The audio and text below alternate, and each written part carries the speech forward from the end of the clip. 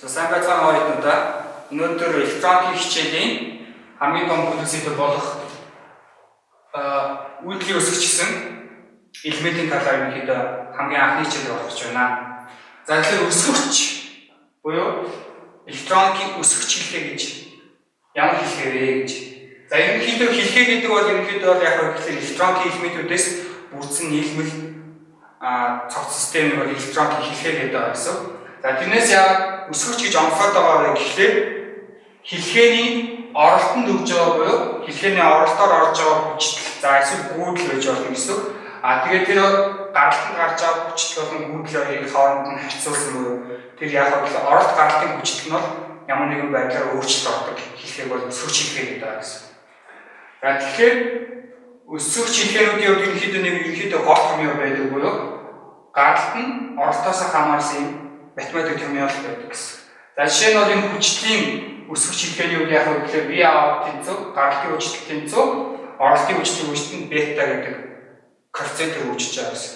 За бета коэффициент нь юу вэ гэхээр өсгөгчийн коэффициент гэж байгаа гэсэн.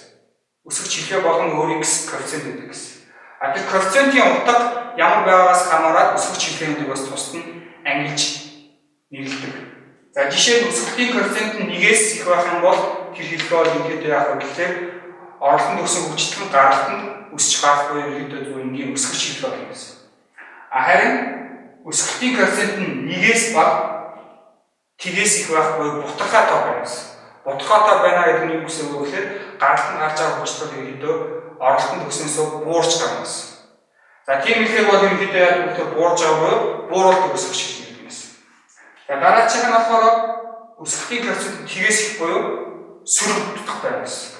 За сөрөг утгатай байна гэдэг чинь яг үгээр оролтонд өгсөн хүчлэг гаралтанд сөрөг утгатай гарах буюу энэ өсгөгчийг юу гэж нэрлэдэг вэ гэхээр эргүүлдэг өсгөгч гэсэн үг. Хүчлийн утгыг өөрчилж эсвэл буюу сөрөг болгож байгаа учраас эргүүлдэг өсгөгч гэж байгаа юм. Энд нэг сонирхолтой тохиолдол байдаг буюу бета тэнцүү 1 хүн буюу оролтонд өгсөн хүчтэй гаралт нь яг тэр чигээрээ гарна гэсэн. За энэ ямар ч ашиггүй юм санагдаж байгаа учраас тодорхой нөхцөл байдалд ерөнхийдөө бол нэлээд хэрэг болдог. За энэ өсгөгчийг болохоор яг оролтонд өгсөн хүчтэй нь гаралт нь тэр чигээрээ гарч байгаа буюу давтаг шиш нэрлэнэ. За тэгэхээр өнөөдрийн үндсээр бидний үйлдлийн өсгөгч гэдэг элемент бол ерөнхийдөө бол 3 өөр төрлийн өсгөгчөөс тогтдог байгаа гэсэн. За энэ саяны дээрээс өсгөгчийн коэффициентээс нь хамааруулаад өсгөгчүүдийг ингэж нэрлэж байгаа. Дээрээс нь бас өсгөгчийн өөрсдийнх нь онцлог шин чанараас нь хамааруулаад өсгөгчийг өөр өөрөөс нэрлэдэг. За бидний өмнө үзсэн дифференциал өсгөгч байгаа гэсэн. Бид нар бол нэг юу үзсэн бэ гэхээр электроникийн өмнөх хичээлдээ хэлхээний өмнөх хичээлдээ транзистор ашигласан дифференциал өсгөгч үзсэн. За тэр дифференциал өсгөгч байгаа. Тэгээ бас өндөр хүчтэй өсгөгч байгаа гэсэн. За энэ өсгөгч дараа нь болохоор чадлын өсгөгч байгаа гэсэн. За өндөр хүчтэй өсгөгчийн үед яг гэхээр хүчтэй өсгөх зорилготой янз бүрийн аргаар хийгддэг. Чадлын өсгөгч нь бол яг гэхээр чадал буюу цаанаа бол өсгөж байгаа нь гүйдэл байдаг гэсэн. За тэгэхээр энийг бол бид бас транзистор ашигласан чадлын өсгөгчийн гэхээр үзсэн байна. За ингээд энэ 3 өсгөгчийг нийлүүлээд үйлдлийн өсгөгчийг нэг өсгөгч нь оруулсан ийм тэмдэглэлээр тэмдэглэдэг байгаа гэсэн. За ерөнхийдөө энэ өсгөгчн дотор бол энэ 3 өөр төрлийн өсгөгч орсон байгаа гэсэн. За тэгээд үйлдлийн өсгөгчийн ерөнхийдөө оролтын 2 оролт байдаг гэсэн. За тэгээд энэ дээр бол нэг хас гэдэг тэмдэглэсэн байгаа бол ерөнхийдөө юу гэж нэрлэх вэ гэхээр нэгээр тэмдэглэсэн байгаа нь ерөнхийдөө юу гэхээр эргүүлдэг өсгөгч, үйл эргүүлдэг өсгөгч, хасаар тэмдэглэсэн байгаа болохоор үйл эргүүлдэг оролт гэж нэрлэдэг байгаа гэсэн. За тэгэхээр энэ тэмдэглэл энэ эргүүлдэг болон үйл эргүүлдэг оролтууд ерөнхийдөө юунаас гарсан бэ гэхээр хамгийн их үйлдлийн өсгөгчийн хамгийн их дифференциал өсгөгч байдаг. Бид нар өмнө үзнэтэй санаж байгаа бол дифференциал өсгөгч бол яг гэхээр 2 оролттой эргүүлдэг, үйл эргүүлдэг оролттой. За тэгээ гаралтын хүчтэй нь 2 оролтынхоо ялгарыг өсгөдөг юм өсгөгч байгаа гэсэн. За тэгэхээр үйлдлийн өсгөгч бол одоо ерөнхийдөө хаана хэмжиж байгаа гэхээр бидний хэмжиж байгаа бүх дохион боловсруулах төхөөрөмжөнд нэлээд хэрэг болдог. Хамгийн энгийн жишээ нь байх гэхээр хэд хэдэн дууны авиануудыг хооронд нь нийлүүлэхэд үйлдлийн өсгөгчийг маш их хэрэглэдэг байгаа.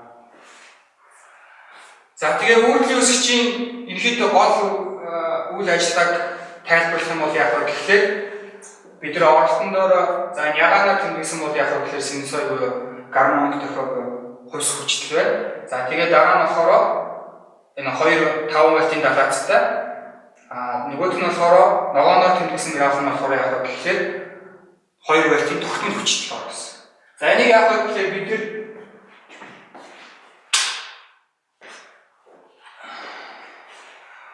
үйлдэл өсгчийнхөө үйл эргүүлдэг оролтон дээр яг гэхээр бид нар өөрсдийнхөө хувьс хүчлийг өгчээ. Харин тогтмол хүчлийг болохоор эргүүлдэг оролтонд өгчээ явсан. Энэ дээр нэг юм ажигласан бол үйлдэл өсгчийн тижэл бол яг гэхээр дундаж зэгтэй тижэл байдаг. Энэ тижэлийг бол яг гэхээр хэрэг сүр хүчлэг байхгүй бол бас газар оруулаад хийж болдог. За энэ тижэлийг бол яаж болж болно гэсэн. За тэгээд үйлдэл өсгчийн гаралтанд одоо яаж гарах вэ гэхээр гаралтанд яаж гарах вэ? Үйлдэл өсгч хийж байгаа учраас нэрнээсээ хамаарат үйлдэл буюу яг гэхээр ямар нэгэн үйлдэл хийгээд тэгээд тэрүүгээр ямар нэгэн өсгөл хийдэг гэсэн. Үйлдэлийнхаа үүдэнд.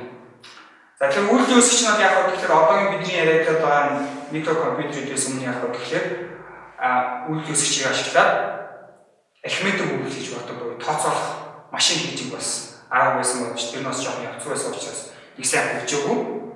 За тэгэхээр яаж үйлдэл хийдэг вэ гэхээр хэрэг үйлдэл өсгчийн эргүүлдэг үйл эргүүлдэг оролтонд хүчлэг өгсөн байх юм бол үйлдэл өсгч яадаг вэ гэхээр хамгийн ихэнд байгаа дифференциал өсгч юу гэдэг вэ гэсэн ингээд түрүү ярьсан хоёр оролтынхоо ялгуурыг өсгөх гэсэн. Энэ хоёрын ялгуурыг олноос. Ерөнхийдөө тайлбарлах юм бол ерөнхийдөө V out гэдэг бол оролтын за V in инхээс хасран за V in хасах гэсэн энэ хоёр хүчлийн ялгуурыг за бета гэсэн коэффициентээр үржүүлээд гарсан үр дүн бол гаралтанд гардаг гэсэн. Тэгэхээр гол үйл ажиллагаа энэ ялгуурын үйл ажиллагаа хийж байгаа өсгч бол дифференциал өсгч байгаа. Энэ өсгсөн бицэн ялгуурын хүчлийн ялгуураа бол яг гэхээр өндөр хүчлийн буюу хүчлээ буцаагаад өсгөн гэсэн. За дараа нь чадлын сайжруулах гэсэн чадлын өсгч юм. Тэгэхээр одоо яг гэхээр хоёр оролцоонд өгсөн хүчлийн ялгуурыг үйлдэл өсгчүүд яг гэхээр за энэ бол тийшээ таан хугацаа байгаа. Хугацааны акшн болгонд яг гэхээр харьцуулаад гаргана гэсэн. За тэгэхээр доотлын графикт бол яг гэхээр гаралтын хүчтэй бид одоо зурж үзье. За тэгэхээр хугацааны эхний акшнд яг гэхээр ягаан буюу үйл эргүүлдэг оролтын хүчтэй эргүүлдэг оролтын хүчлээс бага байгаа учраас яг гэхээр энэ ялгуур яг гэхээр сөрөг гарна гэсэн. Сөрөг гарна гэсэн. Тэгэхээр сөрөг гараад яг гэхээр өсгөөд за одоо гаралтанд ямар гарах вэ гэж нэг юм асуудал байна. Тэгэхээр ямар нэгэн томьёогоор бид нар жишээ нь 1 вольтыг өсгөлийн коэффициент нь за нэг 1000 орчим байлаа гэж үзэхэд яг гэхээр гаралтын хүчт нь 1000 вольт. Оролтонд 1 вольт өгөхөд гаралтанд 1000 вольт ордог гэсэн. Яг томьёогоор бол ингээд гарчдаг. Бодит амьдрал дээр юу гарах вэ гэхээр тухайн хэлхээний тижээлийн хүчтэй очиж тэр өсгөлт бол хандаг байгаа гэсэн. За бид нар энийг бол дифференциал өсгөгч зам дээрээс нь чадлын өсгөгч гэдэг хичээлүүдээр бас үтсэн байна. Тийм учраас үйлдэл өсгөгч хичнээн өсгсөн ч гэсэн өөрсдийнхөө тижээлийн хүчтэй очиж ханана гэсэн. Тэгэхээр бид нар тижээлийн хүчтэй энэ тухайн тохиолдолд бол нэг за нэмэх 10 вольт за энэ болохоор сөрөг 10 вольт үзчих юм бол за гаралтын хүчтэй хичээл 10 вольт гэж. Энд бас 10 вольт. За тэгээ үзэх юм бол за одоо огтч энэ тодорхой цэгүүд бол яг гэхээр хүчтэй хоёр оролтын хүчүүд бол их баган солигдож байгаа гэсэн. За энэ үед болохоор яг гэхээр үйл эргүүлдэг оролт буюу тогтмол хүчтэй их байгаа учраас гаралтын хүчт бол яг гэхээр хас хязгааргүй буюу өөрсдийнхөө тижээлийнхаа яг сөрөг утганд орж ханаа гэсэн. За тэгэхээр энэ үед бол яг гэхээр сөрөг араас олттой буюу тухайн цэг энэ цэг үртэл яг вэ гэхээр дан хасгаар байна гэсэн. Дан яагаад хасгаар байгаадаа сүрэг 10 хүчтэй байгаадаа гэхээр энэ үед энэ тухайн одоо жишээ нь Т гэсэн хугацаа гэж үзэх юм бол Т1 гэсэн хугацаа хүртэл яг вэ гэхээр тогтмол хүчтэй хойс хүчлээс их байгаа гэсэн. Энэ утган дээр бол оролт хоёр оролтын яг вэ гэхээр эргүүлдэг оролтоос үл эргүүлдэг оролтоос их байгаа гэсэн. За тухайн дараа нь яг вэ гэхээр Т1-ээс хойш хугацаанд бол яг вэ гэхээр үл эргүүлдэг оролтыг хүчлэх гэж байгаа учраас энэ ялгуурууд яг вэ гэхээр нэмэх болж байгаа гэсэн. За тэндээс эхлээд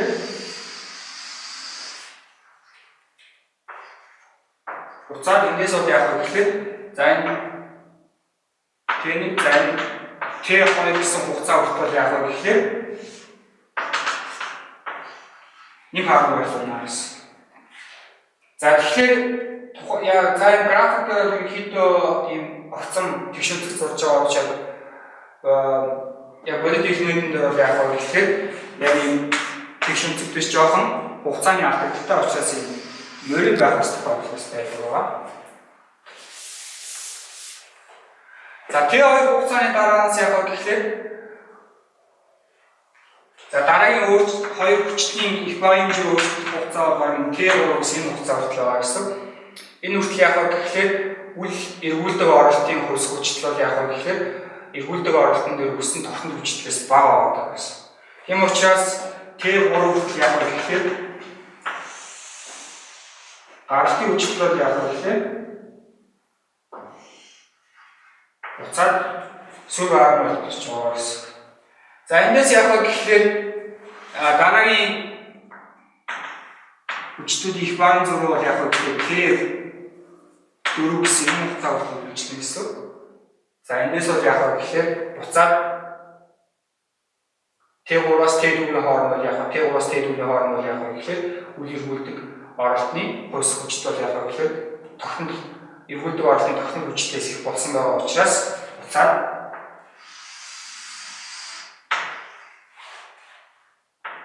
харамгал болно гэсэн. За энэс цааш ерөнхийдөө ийм үйлчлүүлэг болох юм бол дараагийн өөрчлөлт бол энэ зэг дээр байна. За энийг Т5 хугацаа гэж үзэх юм бол Т4-өөс Т5 хугацааны хооронд бол яг вэ гэхээр үл эргүүлдэг оролтын хүчтэй яг вэ гэхээр эргүүлдэг оролтын хүчлээс бага болж байгаа учраас буцаад